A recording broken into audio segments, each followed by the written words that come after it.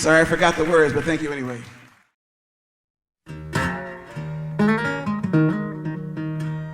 Hey, what's happening, everybody? I want to go ahead, and this is part 2 of the story I was telling about when I first started to play the guitar. And where I left off was when I bought my first guitar at the age of 19 years old.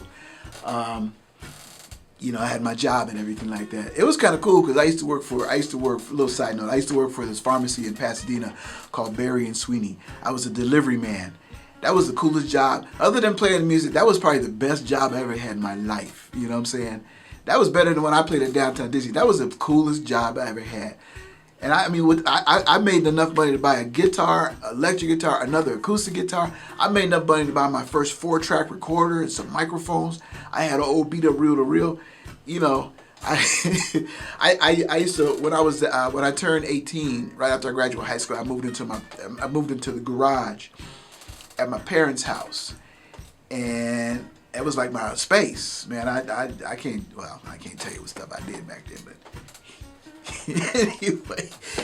anyway, but at one point I actually turned that place into a straight up studio. I cleared the front part of the out, took my bed out, took everything out of the part. That was the recording studio. I hung a microphone from the rafters of the garage. So we have a microphone so you can sing into it. And then I took the back part of the garage and put all my desk back there, and put my 4-track recorder right there, and my reel next to it, and had a couple of chairs. I had made myself a little booth back here, a little place where the recording mixing was. And I had friends come up. Okay, we're gonna record you. All right, ready? Go. And I had my little studio. It was amazing. But for myself, my interests came into wanting to play reggae music and R&B and jazz. And my dear friend, Mr. Reynard Franklin, who, God rest his soul, we recently lost, he was the brother that got me into music in the first place. He was the one that re-sparked that. I'll tell you his story another time. But a little bit after me and Reynard were hanging out doing our thing, I started just recording myself. I bought my own equipment and everything like that. And it was cool. And I was playing everything. I was really into reggae. I really like reggae music. I love jazz music. I love, like R&B, the real cool stuff. And I love blues too, but I wanted to play all these other styles of music. And I said, before I play these other styles of music, I had to learn how to play the blues first. So, which is what I did. So I would go down to the range. Here's how I learned. Because I'm so dyslexic, I have to kind of figure things out. I'm a tactile learner. I guess that's what they call it, tactile. I looked that one up. But that's the way I have to kind of figure things out and find my own path towards it. I bought a book on how to play slide guitar. I think I got to page 2 before I said, threw it away and figured it out myself. I would buy records. This is before YouTube, okay? This has been the old days. I would buy records. I would buy books that showed you how to do chords, and I would just try to play what they were playing on the records. I took maybe about 3 lessons in my life, just enough to point me in a direction, and I figured it out myself. So I started playing everything, and I was really into it, and I was okay. And I would record it, my little 4-track, and I had a little drum machine, back in the old days, before MIDI and all that stuff. And I would record it. And, I got boxes of tapes from me back in the 80s. Someday they're going to find them and pull them out, But anyway, so it was kind of cool. But the thing about it was, I had to learn how to play blues first. So I played blues to learn this other stuff. So I say, check out this little reggae thing I'm doing. Chunk, chunk, chunk. And I would do it. And everybody said, that's pretty cool. And I say, check out this little funk riff I'm doing. Dun, dun, dun, dun, dun. And I would do it. And they said, that's cool, man, that's cool. And then I'd play some blues. Dude, and they would just get everybody that I played blues like, whoa, yeah, whoa, dude. Everybody got so happy when I played the blues. I said, interesting. And I wasn't getting anywhere. I even took bass lessons because I like bass.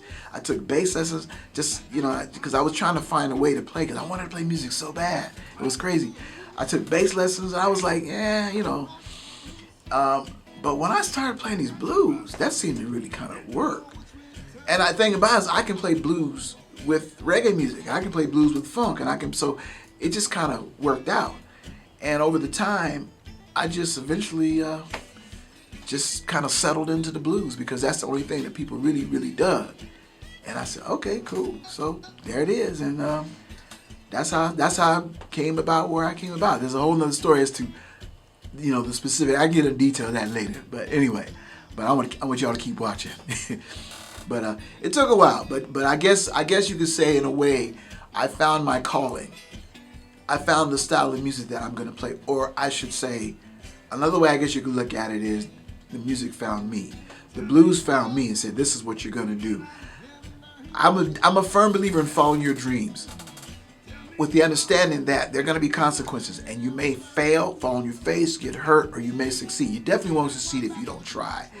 And I've made a decision long ago, I'm not going to have any more plan Bs. So I'm going to do this no matter what, So I followed this dream of this music. And again, my dream is to play this type of music. But sometimes what your dreams will do is kind of go, no, kind of cajole you in the right directions that's going to suit you. But you have to be open to that. And that's the thing about it, about dreams.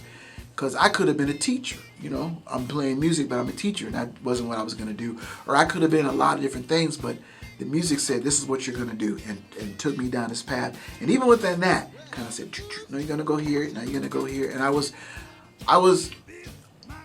it took a while to learn how to be open. I was open enough to say, oh, okay, this is a good fit, And now I'm living my dream. I'm a musician for a living. I'm a broke musician, but I'm a musician and I get to do it for a living, and I have half the year I'm broke and half the year I'm doing pretty well. So anyway, that's it for now. I hope you guys like that story. I hope you guys please subscribe if you like what I'm doing. There's all my information is below, my Facebook, my Twitter, my Instagram. You're watching me, of course, if you're watching on YouTube, all that stuff, my website. Please subscribe, share the word. And I got plenty of music on my YouTube page as well, so come check it out. You guys take it easy, peace, and I got more than my stories. I'll talk to you later.